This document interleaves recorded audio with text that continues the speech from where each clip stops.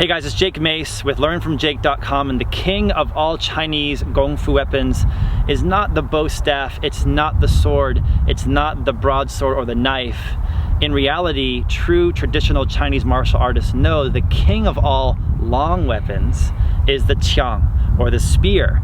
And the big four weapons in the traditional Chinese martial arts are bow staff, broadsword, straight sword, and spear. So today we're going to build off of the spear series I was doing with my man Jim about a year ago, and we're going to expand on that knowledge and show you guys the next section. So all the videos that precede this video are down below in the comments and description. I encourage you to click on them and learn this form, because Chinese martial arts is not always being good at fighting. It's not always just tiger claw, crane flick, monkey stance.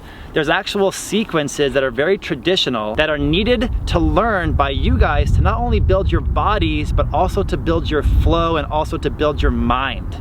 And then you break those forms apart and learn how to do each move individually as its own fighting technique. If you were a golfer and you made a form or a kata of golf techniques, there might be like putt, then chip, then bunker shot, then full shot, then fade, then draw. And you might loop these all together into a form, but you still gotta be able to go back and do each of those moves as their own shot. That's a very good analogy for the traditional Chinese martial arts. So learn this form first, then on your own, take it apart and practice each move by itself. How to block, how to parry, how to trap, how to spear, how to thrust, etc., etc. I was with my black belt students today, and here are the two sequences we learned together. Hope my black belts out there find some benefit with this video. Let's get to the two sequences. The sequence I taught my students today began in horse stance. And after the horse stance, we tested the integrity of the spear. We came up with the leg in the spear, slammed the leg down, and shook the spear like this. Once we shake it, we step out to a bow stance. We thrust and pull back hard to horse stance, lengthening to the right. Now we do a sneaky little sequence of movements coming up. We're going to punch upward into a monkey stance. So pivot my left foot, right foot comes through, punch upward, and that could be hitting somebody under the chin or taking their weapon away from them. Punching up to monkey stance. From there, I lift my leg, I block one, I spin through. That took about 20 minutes for the beginners to learn right there. Then I do together, apart, block. Let's try that one more time. Test the integrity of the spear. Up, down, thrust, pull back, punch to monkey, block one leg, spin 180, together apart, block. Let me do it once without talking, smoothly, and as one continuous section.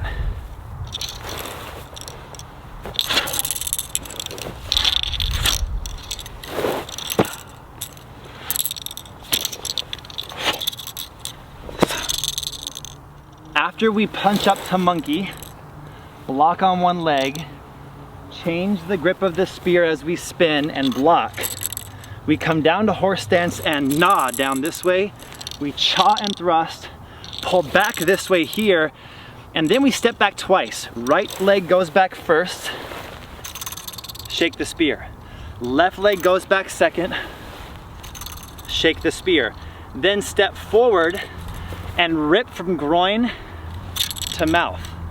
Then step forward, block, but the orientation, our opponent is to the left. From there we plug them with a nice little like ice pick move. Come up, plug them. But then they go to thrust us in the face. How dare they? So we spin and coil. And we're ready to thrust them by moving higher, thrust, uncoil, pull, cross behind, la, block, horse, gnaw, block, thrust, turn, hit them in the head this way. Okay, that butt back fist move. Step forward, no action step. Now my right foot is gonna sweep around and come in to the ball of the foot like a cat stance in which both feet are side by side. At the same time, my spear flips from temple to hip.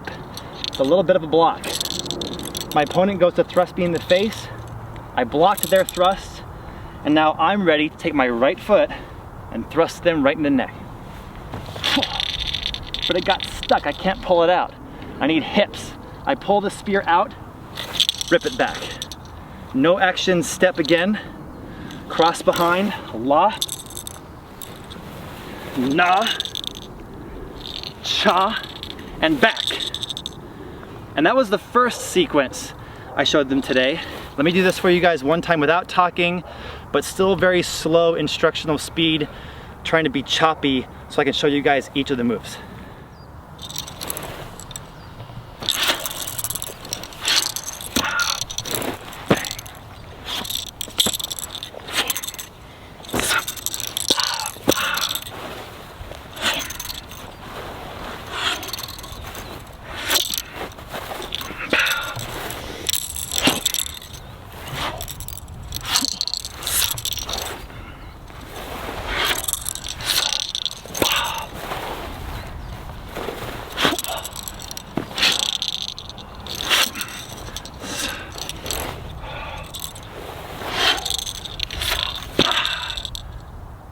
The bang, or the guen, or the Chinese bow staff was my first love in terms of weapons in the Chinese martial arts. But then later on, the spear was my love.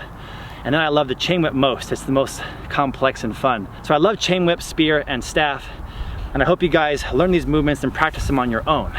Get outside and get away from YouTube and practice this stuff over and over and over and over again and get good at it. Get one of these spears at the links I have down below. Let's do the entire sequence from today, once from the back. Then at the end of this video, I'll do the entire sequence in full speed and slow-mo so you guys can see the entire form or kata, how it looks from start to finish.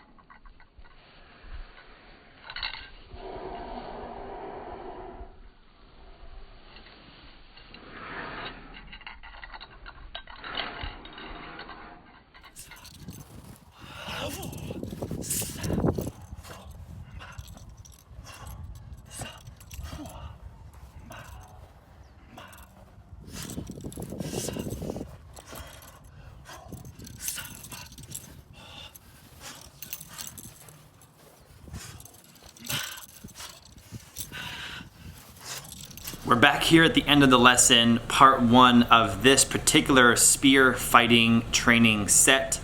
and I'm back here to teach you guys some Mandarin Chinese so that you guys can learn a little bit of how to pronounce this weapon properly in proper Mandarin. So let's try to pronounce spear in Mandarin.